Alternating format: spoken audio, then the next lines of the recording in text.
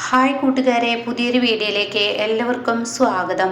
അങ്ങനെ ഇനി ഗൗതം നിധിയോട് പറയാണ്, എന്നെ എല്ലാവരും കൂടി പൊട്ടനാക്കുകയാണെന്ന് എനിക്ക് മനസ്സിലായി. ഞാൻ പൊട്ടനായി നിങ്ങൾക്ക് മുന്നിൽ നിൽക്കുന്നതാണ് ഇപ്പോൾ കാണുന്നത്. നിങ്ങൾക്ക് എല്ലാവർക്കും അറിയാം എല്ലാ സത്യങ്ങളും.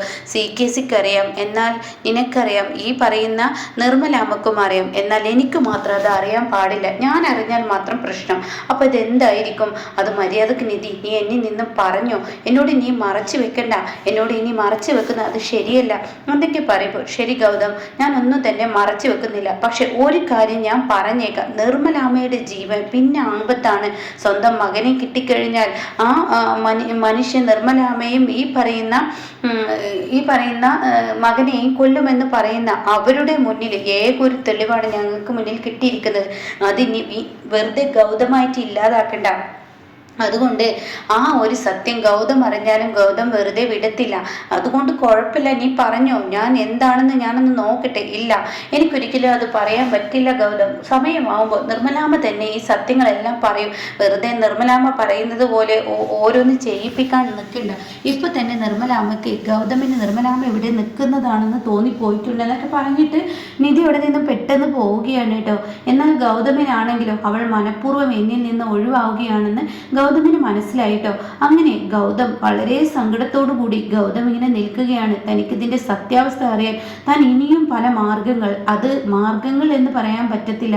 ഇവരെ ഫോളോ ചെയ്ത് എന്താണ് ഇവർ CKCയുമായി ഒളിച്ചു വെക്കുന്ന ആ സത്യം ഇവരെ ഫോളോ ചെയ്ത് തന്നെ കണ്ടെത്താൻ എന്നുള്ള തീരുമാനമാണ് ഗൗതം എത്തുകയാണ് കേട്ടോ. പിന്നീട് പിറ്റേ ദിവസം രാവിലെയാണ് ഈ പറയുന്ന ശിവാനിക്ക് ഒരു രജിസ്റ്റർ, ശിവാനിക്കല്ല ഈശ്വരമംഗലത്തോട്ട് ഒരു ലെറ്റർ വരികയാണ് കേട്ടോ. പോസ്റ്റ്മാൻ വന്ന് കൊടുക്കുന്നുണ്ട്. അപ്പോൾ അത് ശിവാനിയാണ് മേടിക്കുന്നത്.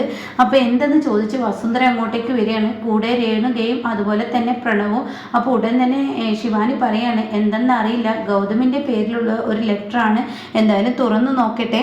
അപ്പോൾ അതിന് മുകളിൽ തന്നെ എഴുതിയിട്ടുണ്ടാവും ഇൻഷുറൻസിൻ്റെ എന്തോ എന്ന് പറഞ്ഞിട്ട് കേട്ടോ. അപ്പോൾ നിധി പറയുകയാണ്, ഇൻഷുറൻസിനെ സംബന്ധിച്ച് എന്തോ ഒരു കാര്യമാണ്, എന്തായാലും ഞാനത് തുറന്നു നോക്കട്ടെ എന്ന് പറഞ്ഞിട്ട് അത് പൊട്ടിച്ചു നോക്കുമ്പോൾ ഉടൻ തന്നെ പറയുകയാണ്, ഇത് ഇൻഷുറൻസ് കമ്പനിയിൽ നിന്നുള്ളൊരു മെസ്സേജാണ്. എന്ത് മെസ്സേജോ, എന്താ ഈ പറയുന്നത് എന്നപ്പോഴേക്കും വസുന്ധര പറയണേ, അതെ, ഇൻഷുറൻസ് കമ്പനി ഒരു ലെറ്റർ അയച്ചിരിക്കുകയാണ്. അതായത് ഗൗതമിന് 3 കൊല്ലം കൂടുമ്പോൾ 2-3 ലക്ഷം രൂപ കിട്ടും. ആ കിട്ടുന്ന തുക കൈപ്പറ്റാൻ വേണ്ടി പറഞ്ഞിട്ടാണ്. അത് കേൾക്കുന്ന വസുന്ധര, ഓ അതെന്താ ഇങ്ങനെ വരുന്ന, അങ്ങനെ ഒരു ലെറ്റർ സാധാരണ വരാറില്ലല്ലോ. അപ്പോൾ ഉടൻ തന്നെ പിന്നീട് വസുന്ധര, അയ്യോ ഞാൻ മറന്നുപോയി, പ്രണവ് ഗൗതമിൻ്റെ അക്കൗണ്ട് ബ്ലോക്ക് ചെയ്ത് വെച്ചിരിക്കല്ലേ, കമ്പനിയുമായുള്ള എല്ലാ അക്കൗണ്ടും ബ്ലോക്ക് ചെയ്തിട്ടുണ്ടല്ലോ. അപ്പോൾ അതുകൊണ്ട് തന്നെ ആയിരിക്കും ഇൻഷുറൻസ് ലെറ്റർ അഴിച്ചിട്ടുണ്ടാവുക. അക്കൗണ്ട് നമ്പർ കൊടുക്കാൻ പറഞ്ഞിട്ടാണോ? അതെ, ഞാനൊന്ന് നോക്കട്ടെ എന്ന് പറഞ്ഞിട്ട് വസുന്ധര അതെടുത്ത് വായിക്കുകയാണ് കേട്ടോ.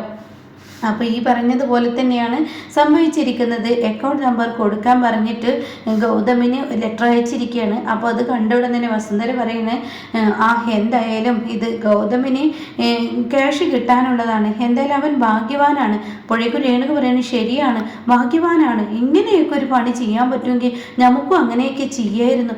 എത്ര പെട്ടെന്നാണ് അവൻ പണം ഉണ്ടാക്കുന്നത്. 3 കൊല്ലം കൊണ്ട് 3-3.5 ലക്ഷം രൂപ കിട്ടേ. എൻ്റെ അമ്മേ, അത് അങ്ങനെയല്ല, അതിന് വേറൊരു പ്രശ്നമുണ്ട്. എന്ത് പ്രശ്നം? അതൊക്കെ ഉണ്ട്, അമ്മ ഒന്നും മിണ്ടാതിരുന്നേ, അറിയാത്ത കാര്യങ്ങൾ സംസാരിക്കാൻ നിൽക്കരുത് എന്ന് രേണുകയോട് ശിവാനി പറയുകയാണ്.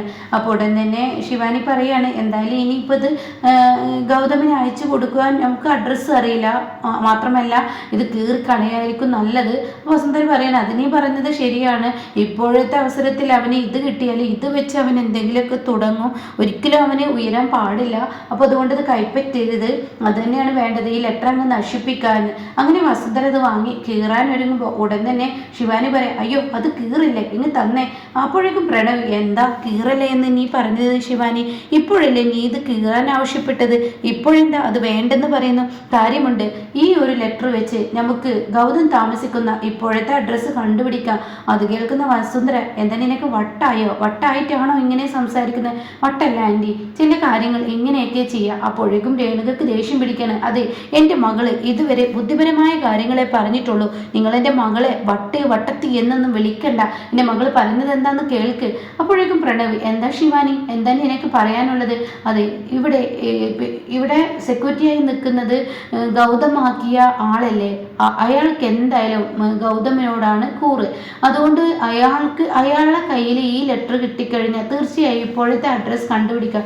ഇത് കേൾക്കുന്ന വസുന്ധര, പൊട്ടത്തരം പറയുന്നതിനൊക്കെ ഒരു പരിധിയുണ്ട്.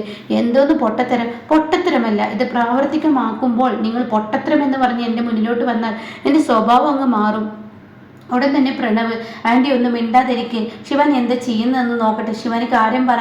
അതെ, ഈ ഒരു ലെറ്റർ എന്തായാലും ഞാൻ പുറത്തു കൊണ്ടേ കളയും, അപ്പോൾ അത് സെക്യൂരിറ്റിയുടെ കയ്യിൽ കിട്ടും. അയാളാണെങ്കിലോ നിധിയോട് വിളിക്കും, നിധിയുടെ ഫോൺ നമ്പർ അയാളിലുണ്ടല്ലോ, നിധിക്ക് വിളിക്കും, നിധിയോട് കാര്യങ്ങൾ പറയും. അപ്പോൾ ഇപ്പോഴത്തെ അഡ്രസ്സിൽ ആ ലെറ്റർ അയച്ചുകൊണ്ടാ എന്നുള്ളതും അവർ ആവശ്യപ്പെടുമെന്ന് പറയട്ടോ. അപ്പോൾ അത് കേൾക്കുന്ന പ്രണവ്, ഇത് നല്ല ഐഡിയ ആണല്ലോ, ഇത് വർക്കാവും, അത് ഉറപ്പുള്ള കാര്യം. അത് കേട്ട ഉടൻ തന്നെ വസുന്ധര, എൻ്റെ പ്രണവ്, ഇവള് പറയുന്ന ഓരോ വാക്കിനും നീ മൂളിക്കൊടുത്താൽ നീ ലാസ്റ്റ് കെണിയിലാണ് വീഴുന്നത്. അത് കേൾക്കുന്നതിനോടുകൂടി രേണുക, കെണിയിലാണോ നേരം പോലെയാണോ വീഴുന്നതെന്ന് നമുക്ക് പിന്നെ നോക്കാം, എന്തായാലും ഇത് വർക്കാവുമെന്ന് നോക്കട്ടെ, ഞങ്ങളിത് നടത്തി കാണിച്ചു തരാമെന്ന് പറഞ്ഞിട്ട് രേണുക പുറത്തോട്ട് ഇറങ്ങുകയാണ്. അങ്ങനെ ഈ സെക്യൂരിറ്റി ഉമ്മറത്ത് ഇങ്ങനെ നിൽക്കുന്നുണ്ടാവും. അപ്പോൾ ഗേറ്റിന് തൊട്ടരികിലായിട്ട് ശിവാനിയും രേണുകയും കൂടി സംസാരിക്കുകയാണ്. അമ്മ, ഈ ലെറ്ററൊക്കെ എന്തിനാ വാങ്ങിച്ചത്?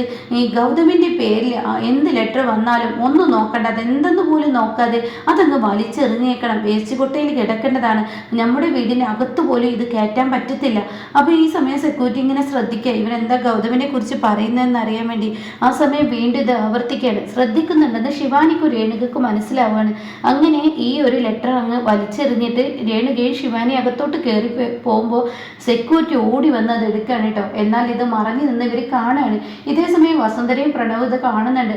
അപ്പോൾ അവരുടെ ഉള്ളിലും അതേ വന്നു തുടങ്ങി കേട്ടോ. ഈശ്വര, എൻ്റെ ശിവാനി പറഞ്ഞത് എത്ര സത്യം. അപ്പോഴേക്കും വസുന്ധരയുടെ ഉള്ളിൽ പേടി വരികയാണ്. അവൾ കളിക്കുന്ന കളി ഇനിയിപ്പോൾ എനിക്ക് കമ്പനിയിലോട്ട് പോകാൻ പറ്റാത്ത കളിയാവുമോ? അവൾ പറഞ്ഞത് ഈ ഒരു എഗ്രിമെൻറ്റിൽ ഒപ്പിട്ട് കഴിഞ്ഞാൽ പിന്നീട് നിങ്ങൾ അങ്ങോട്ടേക്ക് ഇല്ലെന്നാണ്. അപ്പോൾ ഞാൻ ഇനി അങ്ങോട്ടേക്ക് പോവില്ലേ എന്നിങ്ങനെ പേടി തോന്നുകയാണ് കേട്ടോ വസുന്ധരയ്ക്ക്. അങ്ങനെ വസുന്ധര, ഇനി ഞാൻ എന്താ ചെയ്യേണ്ടത് എന്ന ലെവലിൽ വസുന്ധര ഇങ്ങനെ നിൽക്കുകയാണ് കേട്ടോ. എന്നാൽ ഈ സമയം ഇപ്പുറത്ത് ശിവാനി ഇങ്ങനെ നോക്കി നിൽക്കുമ്പോൾ സെക്യൂരിറ്റി കാണാൻ പെട്ടെന്ന് നിധിക്ക് വിളിക്കുന്നത്. ഇപ്പോൾ ഗൗതമിൻ്റെ പേരിൽ വന്ന ലെറ്ററാണെന്ന് മനസ്സിലാവുകയാണ്. അപ്പം നിധിയാണെങ്കിലോ ഭക്ഷണം കഴിക്കാനിരിക്കുന്ന ഒരു സമയമായിരിക്കും, പാറുമായിട്ടാണ്. അപ്പോൾ തൻ്റെ ഫോൺ ആരാ അടിക്കുന്നതെന്ന് അറിയാൻ വേണ്ടി നിധി ഓടുകയാണ്. അങ്ങനെ ആ ഫോൺ എടുത്ത ഉടൻ തന്നെ നിധി പറയുന്നുണ്ട്, നമ്മുടെ വീട്ടിലെ സെക്യൂരിറ്റി ആണല്ലോ അമ്മേ എന്ന് പാറുവിനോട് പറയുമ്പോൾ പാറു പറയാണ്, സ്പീക്കറിലിട്. ഓക്കെ എന്ന് പറഞ്ഞ് സ്പീക്കറിൽ ഇടുന്നുണ്ട്. അങ്ങനെ നിധി ഫോൺ എടുക്കുകയാണ്. ഇതേ സമയം സെക്യൂരിറ്റി പറയുകയാണ്, അതെ, ഗൗതമിൻ്റെ നമ്പറിൽ ഗൗതമിൻ്റെ ഇവിടുത്തെ ഈശ്വരമംഗലത്തെ അഡ്രസ്സിൽ ഒരു ലെറ്റർ വന്നിട്ടുണ്ട്. അപ്പോഴേക്കും ഗൗതം എത്തുകയാണ്. എന്താ പ്രശ്നം? അപ്പം നിധി പറയാണ്, നമ്മുടെ വീട്ടിലെ സെക്യൂരിറ്റിയാണ് വിളിച്ചിരിക്കുന്നത്. ഓ, അവരുടെ പേര് പറഞ്ഞ് ഗൗതം, എന്താണെങ്കിലും കാര്യം പറയും. അതെ, ഒരു ഇൻഷുറൻസ് കമ്പനിയുടെ ഒരു നോട്ടീസ് അങ്ങനെ എന്താണെന്ന് തോന്നുന്നു, അത് വന്നിരിക്കുന്നു. ഇത് ഞാൻ എന്താ ചെയ്യേണ്ടത്? അപ്പോഴേക്കും നിധി പറയണം, ഈ അഡ്രസ്സിൽ അങ്ങ് അയച്ചോളൂ എന്ന് പറയാം കേട്ടോ. അപ്പോൾ ഉടൻ തന്നെ അഡ്രസ്സ് പറഞ്ഞു കൊടുക്കുന്നുണ്ട്. ഇതേ സമയം അഡ്രസ്സ് എങ്ങനെ ആ ഒരു സെക്യൂരിറ്റി ആ കവറിൻ്റെ മുകളിൽ ഇങ്ങനെ എഴുതുന്നത് ഇപ്പുറത്ത് വസുന്ധരയും പ്രണവ് എല്ലാവരും നിന്ന് കാണുകയാണ്. അപ്പോൾ ഇവരെവിടെയെന്ന് ഏകദേശം മനസ്സിലാവില്ലല്ലോ.